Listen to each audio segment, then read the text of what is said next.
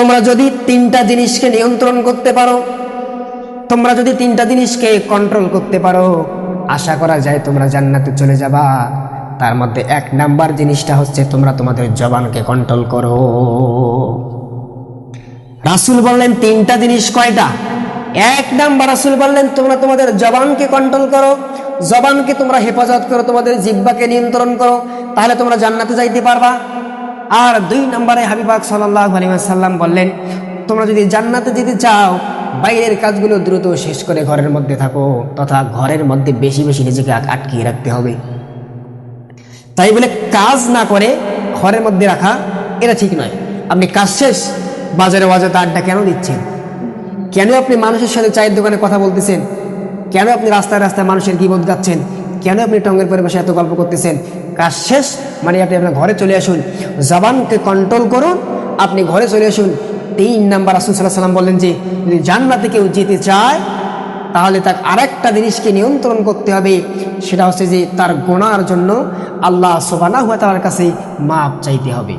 তাহলে এখানেও দেখেন জান্নাত এবং জাহান্নামের অন্তরায়, জান্নাত এবং জান্নাত থেকে জাহান্নাম থেকে জান্নাত যাওয়ার জন্য এখানেও রাসূল বলেছেন যে তোমাদের জিহ্বাকে কন্ট্রোল করতে হবে, তোমাদের লিসানকে কন্ট্রোল করতে হবে।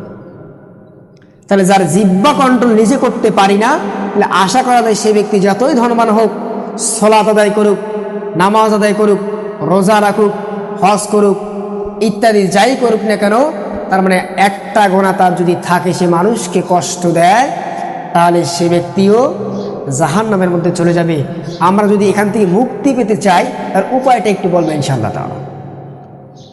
আমরাই আমাদের জিহ্বাকে কিভাবে কন্ট্রোল করতে পারি, কিভাবে নিয়ন্ত্রণ করতে পারি, কিভাবে হেফাজত করতে পারি।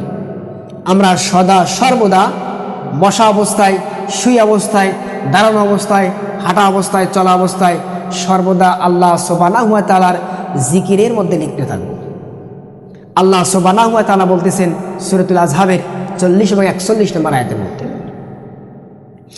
আল্লাহ তাআলা বললেন ইয়া আইয়ুহাল্লাযীনা আমানু যকুরুল্লাহ যিকরান কাসীরা, তোমরা যারা ঈমান এনেছো হে ঈমানদারেরা, তোমরা বেশি বেশি করে আল্লাহ তাআলার জিকির করো, আল্লাহ তাআলাকে স্মরণ করো। ওয়াসাব্বিহু বুকরাতাও ওয়াসীলা, আর তোমরা সকাল এবং সন্ধ্যায় আল্লাহ তাআলার তাসবিহ গণনা করো। কি করো?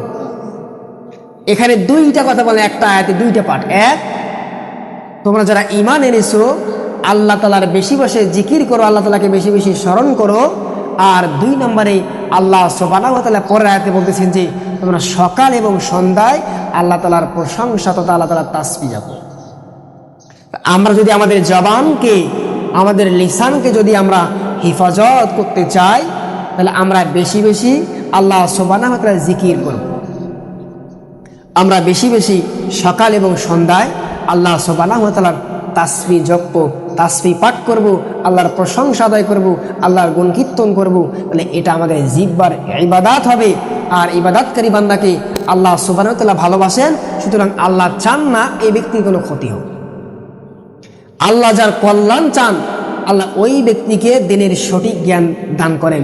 আর আল্লাহ যার কল্যাণ চান না, এই ব্যক্তির দ্বারা দিনের কোনো উপকার সম্ভব নয়। সম্মানিত উপস্থিতি, আসুন আমরা সকলে আমাদের জবানকে হেফাজত করার চেষ্টা করি। আজকের এই আলোচনাটা ছিল আত্মশুদ্ধিমূলক একটা আলোচনা। আমরা নিজের আত্মাকে, নিজেকে কীভাবে পরিশুদ্ধ লাভ করতে পারি। আমাদের জবান মোটামুটি ইনশাআল্লাহ তাআলা সবার আছে, কিন্তু এর সঠিক ব্যবহার, এর সঠিক নিয়ন্ত্রণটা আমাদের জানা নাই। সুতরাং আজকে এই জুমার সংক্ষিপ্ত সময় যে দুটি কথা বললাম, আল্লাহ সুবহানাহু ওয়া তাআলা এই কথাগুলো সকলকে মানার, মেনে বোঝার, বুঝে আমল করার তৌফিক দান করুক। সকলের জবান খুলে আল্লাহুম্মা আমিন।